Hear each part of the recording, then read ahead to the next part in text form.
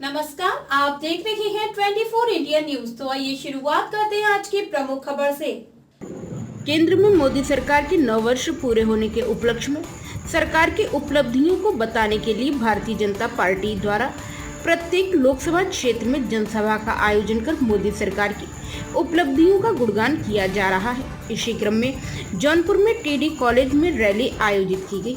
कार्यक्रम के मुख्य अतिथि प्रदेश सरकार के उप मुख्यमंत्री ब्रजेश पाठक ने जनसभा को संबोधित करने के बाद मीडिया से बातचीत करते हुए डिप्टी सीएम ने कहा कि मोदी सरकार की सेवा, सुशासन और गरीब कल्याण के 9 वर्ष पूरे होने पर जाति धर्म से ऊपर उठकर लोग रैली में आए हैं।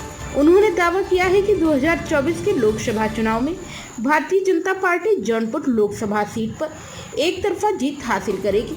सभी जात, धर्म और वर्ग का वोट भारतीय जनता पार्टी को मिल रहा है। उन्होंने कहा कि लोगों का भरोसा मोदी सरकार में बड़ा है। कानून व्यवस्था के मामले में उत्तर प्रदेश नंबर 1 है, इसलिए सभी लोग एकमत होकर कमल को वोट देने का मन बना चुके हैं। भारत माता के लिए झंडा उठाकर कमल का सबसे आगे चलना होगा। इसलिए मित्रों में कहने के लिए आया, इस बात को स्थानीय निकाय चुनाव में अद्भुत निर्णय हुआ है। 54 सदस्य हमारे अल्पसंख्यक समाज के जीत करके स्थानीय निकाय क्षेत्रों से आए हैं। माननीय प्रधानमंत्री जी ने जो नारा दिया था, सबका साथ, सबका विकास, सबका विश्वास, सबका प्रयास, आज धरातल पर फलीभूत हो रहा है। इसलिए मेरे मित्रों में आपसे कहने के लिए आया हूं कि जौनपुर लोकसभा सीट पर कमल का झंडा लेकर के हम सबको चलना है, कमल का बटन दबाना है और सभी विपक्षी दलों की जमानत जब्त कराते हुए कमल को आसमान की बुलंदियों की ओर पहुंचाना है। 2024 में जब माननीय प्रधानमंत्री जी के गले में प्रचंड बहुमत की तीसरी बार सरकार बनेगी, जब उनके गले में एक बड़ा माला डाला जाएगा, तो जौनपुर का एक कमल माननीय प्रधानमंत्री जी के गले में जरूर विराजमान होगा। यह भरोसा मैं लेने के लिए आपके बीच में आया।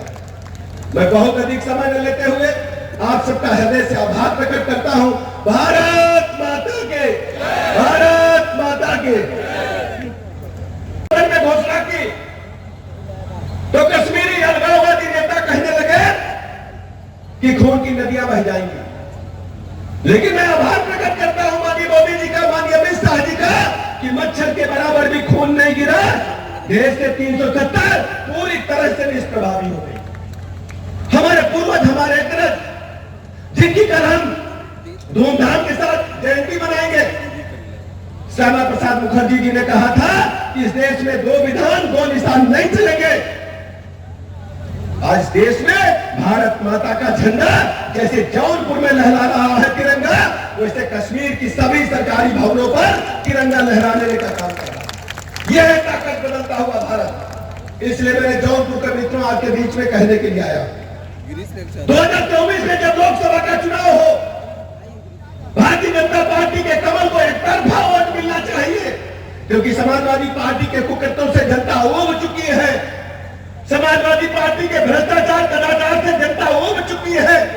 मैं अपने यादव समाज के लोगों से कहना चाहता हूं, जब सपा सत्ता में आती है, तब एक परिवार से 18 एमपी, एमएलए, ब्लॉक प्रमुख, जिला पंचायत अध्यक्ष होते हैं। यादव बिरादरी का दूसरे परिवार का नंबर नहीं आता है कि मोदी जी का ऑटोग्राफ लेने का मन कर रहा है। मैं कहना चाहता हूं, ये मोदी जी का सम्मान नहीं, देश के 140 करोड़ लोगों का सम्मान है। जौनपुर के एक एक माता, बहन, बच्चे, नौजवान, बुजुर्ग का सम्मान है। बदल चुका है भारत। भारत की बात, भारत जो कहता है सुना जाता है, भारत को गंभीरता के साथ किया जाता है। जिन लोगों ने हमको 200 साल गुलाम रखा, आज उनको पछाड़ करके हम दुनिया की 5वीं बड़ी आर्थिक महाशक्ति बन चुके हैं। इंग्लैंड हमसे पीछे है। 2047 में जब भारत आजादी की 100वीं वर्षगांठ मना रहा होगा, हम तीसरी बड़ी आर्थिक महाशक्ति के रूप में उभरेंगे।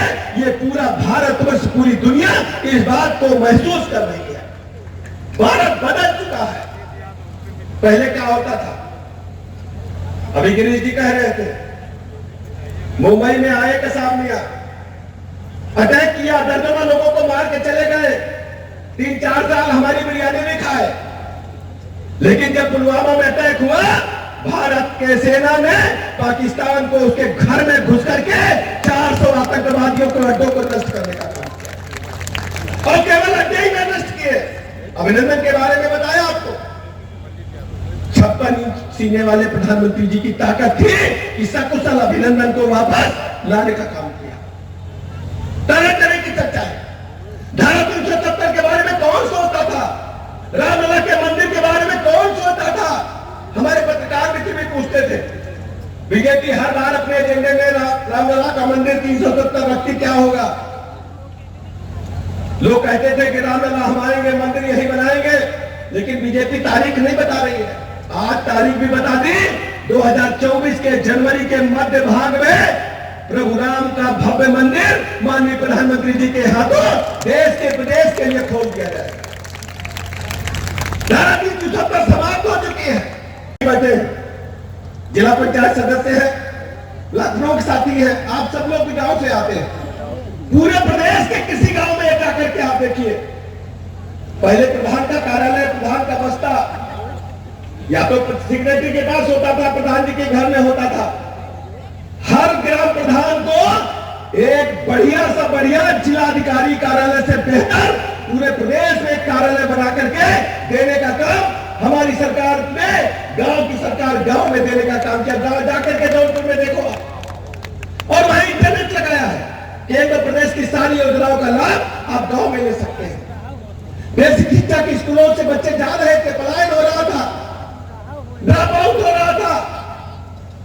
2017 के बाद से बच्चों को प्राइवेट स्कूलों की तरह उनको ड्रेस प्रदान की, जूता मोजा, पुस्तकें, मध्याह्न भोजन, कायाकल्प योजना लागू करके बेसिक शिक्षा के 90% से अधिक स्कूलों को बेहतर स्कूल बनाने का काम हमारी सरकार ने किया। आप जाकर के देखिए, आज हमारे पास 1,92,00,000 बेसिक शिक्षा के में बच्चे हैं।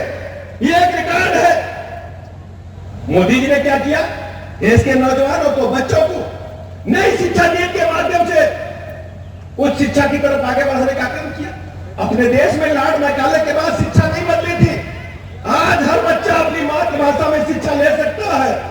ग्रेजुएशन से पहले हमारी शिक्षा जो होगी वो रोजगारोन्मुखी होगी। हम रोजगार से सीधे जोड़ करके नौजवानों के जीवन में बदलाव लाने का काम किया। समाजवादी पार्टी की सरकार में क्या होता था?